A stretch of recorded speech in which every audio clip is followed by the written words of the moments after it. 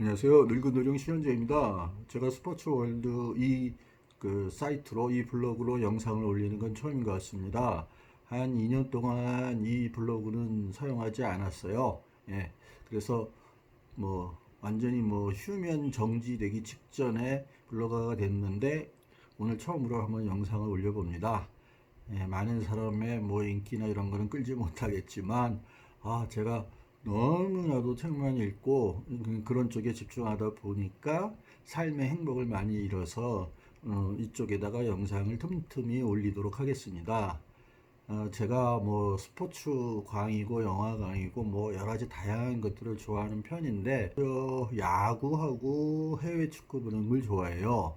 국내 축구는 보고 있으면 운동장으로 가고 싶은 생각이 들어서 제가 여러 가지 사정상 운동장에 가기는 힘든 상황에서 가능하면 해외 축구 도저히 갈 엄두를 못 내는 것을 주로 보고 있어요. 최근에 그 손흥민이 그의 그 탁월한 공격 본능이나 기술을 발휘하지 못하는 상황으로 토트넘이 점점 변해가고 있어서 좀 답답합니다. 저는 무리뉴 감독 자체를 예전부터 좋아하지 않았어요. 그 사람은 프로의 세계에서 자기가 감독으로서 그 팀을 자기 것으로 만들려는 그런 게 너무 강한 사람이었어요. 감독이라는 거는 그리고 특히 프로라면은 선수들을 키우고 그 다음에 팬들이나 그리고 전 세계적인 팬들까지 합쳐서 다 즐거움을 많이 선사하는데 집중을 하는 게 사실 옳다고 저는 생각을 합니다. 감독이 자기의 그 방식대로 팀을 몰고 가다 보면 팀의 전통적인 색깔마저도 바뀔 수가 있고 선수들 개개인은 감독의 그 전술에 맞추거나 자신의 실력을 마음껏 발휘하지 못하는 경우가 왕왕 있습니다. 그 무리뉴 감독이 특히 그랬어요. 무리뉴가 맡은 팀들은 세계 최고의 선수들이 즐비한 팀들의 감독을 맡았지만 그가 지휘를 하게 되면 그 팀은 재미없는 축구로 바뀌어 버립니다. 그 무리뉴가 그 잠깐 동안 야인 생활을 하다가 포테치노를 밀어내고 그리고 토트넘의 감독으로 왔을 때 이건 조합이 안 맞는데 하는 생각을 저는 했었어요. 토트넘은 전통적으로 사실 공격의 팀이었거든요. 물론 제가 토트넘을 보기 시작한 거는 이영표가 그쪽에 갔고 그다음에 이제 박지성하고 이렇게 뛰게 되면서 프리미어 리그를 보게 되면서 알게 된 팀이지만 물론 그전에야 어렸을 때야 차범근이 뛰는 분데스리가가 최고로 강한 리그였고 그 중계를 간간히 해줬기 때문에 그런 쪽을 주로 봤지만 프리미어 리그는 그냥 전통의 몇몇 팀을 알 뿐이지 꾸준히 안 봤기 때문에 잘 몰라요. 물론 그 책이나 이런 걸로 축구에 대한 역사나 이런 걸 많이 공부를 했기 때문에 그걸로 알지만 알고 그다음에 스포츠가 아니고 그러지만 이렇게까지 이제 토트넘을 오랫동안 지켜본 적은 이영표가 거기에 입단한 이후부터입니다. 그런데 그 이후로 그 토트넘은 항상 공격의 팀이었어요. 그리고 언제부터인가는 영국 출신의 그 선수들을 많이 보유한 팀이고 스트라이커들이 항상 거기서 나오고 그러면서 공격 지향적인 팀으로 그 빅4의 아성을 뚫고 들어갈 수 있는 후보로 급성장을 하기 사실 시작했잖아요. 그러면서 그 빅4의 자리에 에버튼이나 이런 데들은 다 도전에다 실패하고 맨시티가 이제 거기를 뛰어넘어서고 꼭대기까지 이제 올라가기도 하고 막 이러면서 그 다음으로 토트넘이 막 쫓아가다가 5위에서 떨어지고 하다가 포체티노가 마지막으로 뛰기 전 해에 그 챔피언스 리그 결승전까지 올라가지 않았습니까? 그때 손흥민의 활약 그리고 케인과 알리하고 그 미드필더 이름이 갑자기 생각이 안 나는데 그 데스클라인이 정말로 화려한 공격 축구의 그 진면목을 보여줬잖아요. 그런데 그런 팀에 무리뉴가 간다면 점점점 무리뉴 색깔이 거기에 더 칠해질 거고 그러면 토트넘은 공격 지향적인 축구에서 수비 지향적인 축구로 바뀔 거고, 오로지 점수 따는 데만 급급한 정말로 재미없는 팀으로 변해가지 않을까 걱정을 했었는데 아니나 다를까 그렇게 가고 있습니다. 그래서 무리뉴가 감독을 맡은 이래로 잠깐 손흥민의 활약으로 반짝을 했지만 그 이후로 자주 부상당하는 케인, 그래서 그 능력을 100% 발휘 못하고 있죠. 그 다음에 알리는 좀 한계가 있는 부분이 기복도 심하고 또 몸도 유리 같은 느낌이 있고, 그래서 그 천재성이 어느 순간부터는 조금 꺾이기는 시작했어요.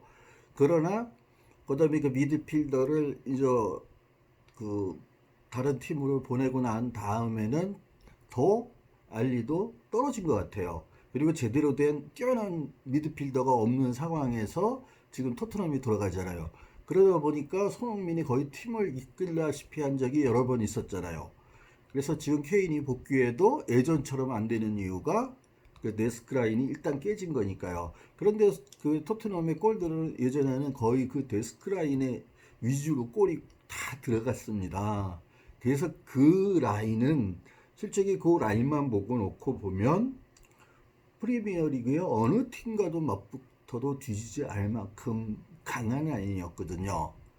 거기에 조금 더 수비가 강고하고 좋은 선수들이 좀 있고 그 더블 블란치를 할 수 있을 정도의 선수가 하나만 더 있었으면 토트넘은 정말 그 빅4나 빅5에 들어가서 빅6를 이루면서 챔피언스 리그를 매년 그 자동 출전할 만큼의 팀으로 성장할 수 있었을 것이고, 그렇게 되면 손흥민이 거기서 인간계의 최고봉에서 신계에 도전하는 최초의 대한민국 선수가 될 수 있었을 텐데, 무리뉴 감독을 맡으면서 손흥민의 그 공격 본능과 기술, 그 능력들이 간간히 보여주는 원더골을 제외하면 점점 힘들어지는 것 같습니다. 수비를 많이 하게 하면 손흥민도 이제 점점 나이가 들어감에 따라서 그 체력적으로 한계를 느낄 거란 말이에요. 그런 상황에서 자꾸 수비에 치중하게 하면 또한 손흥민의 공격적인 본능이나 기술 발달이 한계에 이를 거란 말이에요. 아니, 무엇보다도 메시나, 그러니까 메시하고는 전혀 다른 스타일이지만 손흥민은 어떻게 보면은 호날두하고 좀 비슷한 스타일이에요. 그 폭발적인 돌파력이나, 물론 개인기는 아직 그 호날두 수준에까지는 못 올라갔지만 그 파괴력만큼은 호날두를 능가하는 때도 수시로 드러나지 않습니까? 그리고 호날두처럼 손흥민도 그 폭발적인 그 스프린트를 할 때는 그 정말로 그 속도는 차범근의 그 속도하고 누가 더 빠른지 모를 정도로 어마어마한 수준에 올라와 있잖아요. 그러면 거기에서 세부적인 기술 능력만 좀 배워서 그러면은 메시와 호날두 이후에 그 유럽이나 세계 축구를 이끌어가는 한 명으로 자리매김할 수 있을 텐데, 무리뉴가 들어온 다음부터는 손흥민의 원더골은 간간히 나오고 최근에 와서는 점점점 그게 힘들어지고 있습니다. 그래서 저번 에버트 게임에서는 그 골키퍼하고 충돌할 뻔라도 그랬지 않습니까? 그러니까 손흥민도 그때 울컥하는 게 그게 드러나는 겁니다. 그러니까 자기도 지금 무리뉴 감독의 전술이 마음에 안 드는 거예요. 자신의 재능을 죽이고 있는 것을 알거든요. 그리고 무리뉴가 들어와서 한 몇 게임이 지나고 나서부터 토트넘 경기를 보면 약팀하고 경기를 해도 점유율이 떨어져요. 그러니까 수비하기 급급하다가 그 반데베르트인가요? 그런 친구들, 네덜란드 선수들이 롱킥을 쏴주면 그걸로 골을 넣는다든지 이런 식의 축구에 가장 재미없는 축구로 점점 변해간 거예요. 그러면서 토트넘이 한계에 처할 밖에 없어요. 초반에는 그게 먹힐 줄 모르지만 토트넘은 수비가 이렇게 강한 팀이 아니고 그 압박이나 이런 것들이 다른 팀만큼 강하지 않은 팀이다 보니까 무리뉴의 전술과 지금의 선수들하고는 맞지 않은 게 너무 많거든요. 그런 상황에서 점유율도 뒤지지 재미도 없지. 그러니 이 토트넘의 성격이 바뀌면서 점점점 토트넘이 그 팬들의 인기나 이런 것에서 점점 멀어나고 손흥민 같지도 점점점 떨어지게 되는 거예요. 그래서 인기 구단으로 발돋움하다가 지금 점점점 떨어지고 있고, 그래서 저는 무리뉴와 토트넘은 사실 안 맞다고 생각하고요. 무리뉴가 어떤 팀을 맡던 무리뉴의 축구는 솔직히 보고 싶지 않아요. 걔는 감독이 선수보다 뛰어나야 되고 스포트라이트를 받아야 된다는 생각을 기본적으로 갖고 있는 그런 사람이라서 재미가 없어요. 그래서 그 손흥민의 원더골이 같은 게 나오고 뭐 이런 특별한 뭐 몇 게임마다 하나 정도 요 정도니까 토트넘 경기를 보고 있으면 답답한 거예요. 이거는 맨날 경기를 이렇게 새벽에 늦게까지 잠자지 않고 지켜보면 전후반 90분 중에서 80분은 수비하느라고 정신이 없는 거예요. 그러니 뭐 손흥민은 더더욱 힘들어지고 그 재능이 지금 점점점 썩어지고 있거든요. 그런 스트라이커나 이런 공격진은 꼴맛을 봐야 되고 손흥민은 옛날부터 우리나라 국가대표 그 주장을 맡으면서 이타적인 플레이나 이런 데는 이미 눈이 뜬 상태거든요. 그래서 공격적인 그런 재능, 그래서 드리블의 능력만 조금만 늘고, 메시나 이런 것처럼 항상 자기의 움직임, 발의 움직임 안에 볼을 떨어뜨려 놓는 그 정도의 근접하는 개인기만 만일 여기에 장착이 되면 손흥민은 정말 신기에 오를 수 있는 아시아 유일의 선수였거든요. 그러니까 차범근은 거의 신기 직전까지 그 당시에 갔어요. 왜냐하면 그 당시에는 분데스리가 가장 강한 리그였는데요. 그리고 차범근이 있는 팀들이 강팀들이었어요. 그 당시에. 그런데 프랑크푸르트나 이런 거 있을 때 차범근이 한번 발동이 걸리면 세계 최고의 선수들은 못 막았어요. 그래서 전 세계에서 세계 11을 뽑으면 그 안에 차범근이 들어갈까 말까 할 정도로 그렇게 공격 능력이 뛰어났고 아직도 차범차범 하는 이유가 그런 폭발력 때문이었거든요. 그래서 차범근은 그런 개인기는 떨어졌지만 손흥민도 그 서러워할 정도의 그 폭발력을 갖고 있었기 때문에 그런 세계적인 선수로 발돋움을 할 수 있었어요. 근데 손흥민은 어렸을 때부터 체계적으로 아버지를 통해서 늘어나고 분데스리가를 갖춰서 점점 좋은 팀으로 갔기 때문에 차범근이 기록한 모든 기록을 깨면서 그 이상이 될 수 있었는데 저는 무리뉴가 팀을 맡으면서 손흥민이 점점 하향 곡선을 그리고 있다고 봅니다. 그래서 토트넘 팬들이 좀 들고 일어나서 구단주한테 야 손흥민을 쫓아내든지 팔든지 아니면 무리뉴를 팔든지 좀 해라 이랬으면 좋겠어요. 사실 손흥민 같은 선수는 토트넘에 한 1, 2년 더 있는 게 저는 좋다고 생각해요. 왜냐하면 당장 지금 뭐 맨유나 아스날이나 리버풀이나 맨시티나 첼시 같은 데 가면 이게 상당히 거기서 경쟁을 해야 되기 때문에 토트넘에서 한 1, 2년 더 자기의 개인 능력을 발전시키고 난 다음에 정말로 뭐 바르샤바나 레알 마드리드나 물론 레알 마드리드 같은 팀이 손흥민한테는 좀 맞는 팀이지만 그런 팀으로 옮겨가면 한 단계 더 발전하고 정말 이적료도 1,000억 이상을 기록하면서 아시아에서는 역사상 최고의 위치에 오를 수 있고 당분간은 그를 따라갈 사람이 안 나올 정도가 될 것이었는데 무리뉴 때문에 그게 안 되니까 정말 답답합니다. 그러니까 솔직히 요즘 최근에 토트넘 팬들이나 그다음에 토트넘을 응원하는 전 세계에 있는 수많은 팬들이나 한국에 있는 축구 팬들이나 손흥민을 응원하는 많은 분들이 손흥민의 그런 폭발적인 원더골이 나왔을 때 아니면 와 정말 답답하게 그지없는 하루하루가 가고 있습니다. 무리뉴는 이게 자기의 성공을 위해서 선수를 죽일 수 있는 팀을 망칠 수 있는 전형적인 그런 감독이에요.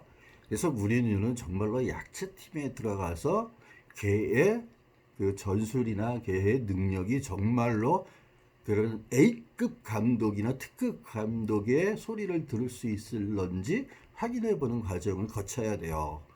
그렇지 않고 무리뉴가 이런 식으로 팀을 맡으면 어떠한 팀도 그리고 막 승천하려는 팀 같은 경우에는 급격하게 꺾여지게 만듭니다. 그래서 선수들이 마음껏 펼칠 수 있고 그리고 창의성이나 이런 게 늘어났을 때만이 전술도 먹히는 거거든요. 그런데 자기의 전술에 선수들 거기다 끼워 맞추면 그 선수들의 개인 능력의 개별 능력들은 떨어지게 돼 있습니다. 그러니까 무리뉴 축구에서 성장할 수 있는 애는 수비수밖에 없어요. 그러니까 답답한 거죠. 손흥민으로서는 정말 더 답답할 겁니다. 그래서 제발 손흥민을 쫓아내든지 무리누를 쫓아내든지 둘 중에 하나를 좀 그 토트넘의 골수 광팬들이나 그 주주들이 노력을 해주셨으면 합니다. 손흥민이 훨훨 날고 자유롭게 모든 그라운드를 휘젓고 다니는 모습을 보고 싶습니다. 옛날에 마라도나가 기록했던 그 원더골을 보여주는 거 아니었습니까? 물론 마라도나하고 손흥민의 원더골은 좀 차이가 나요. 마라도나는 그 빠르기는 느리지만 그 개인기로서 그거를 다 돌파할 수 있었고, 그것도 초 1급인 독일이나 이런 데를 상대로 해서 그런 원더골을 넣었으니까.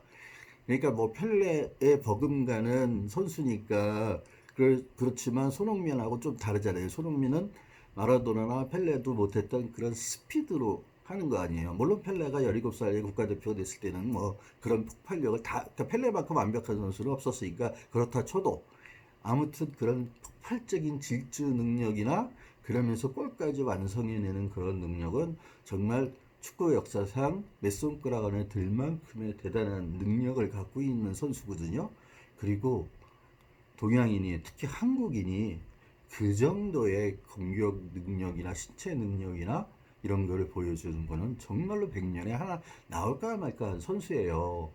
정말 그 우리나라 스포츠를 통틀어서 가장 위대한 선수라고 할 수 있는 김연아에 버금갈 수 있는 유일한 선수가 될 수 있었는데 참 거기까지 못 가고 선수 생활을 마칠지 걱정스럽습니다. 그래서 토트넘이 무리뉴를 내보내든지 아니면 케인을 방출하든지 무리뉴와 케인을 같이 방출하고 그 대가로 좋은 미드필더나 수비 몇 명을 데려오든지, 그래서 손흥민이 수비에 대한 부담 없이 마음껏 뛰어다닐 수 있게 했으면 정말 좋겠습니다. 예, 첫 번째 영상으로 즐거운 얘기를 해야 되는데 손흥민의 안타까운 모습을 말씀드리게 돼서 좀 죄송스럽기는 하네요.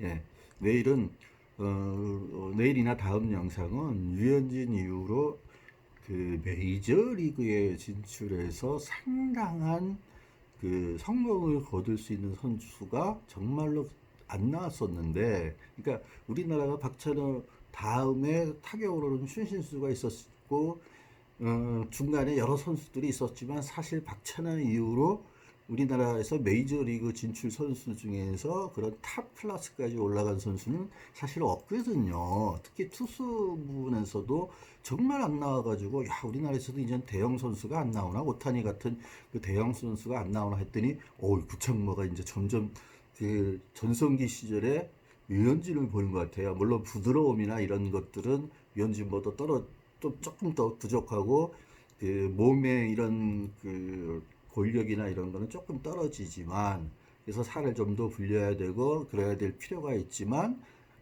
그러나 그 던지는 그런 방식이나 이런 거는 류현진과 일본의 아주 A급 투수들의 두 개를 합칠 것 같은 그런 모습을 보여주고 있어요. 그래서 조금만 스피드만 지금보다 한 2, 3km 더 나오면 어마어마한 선수가 될 것 같습니다.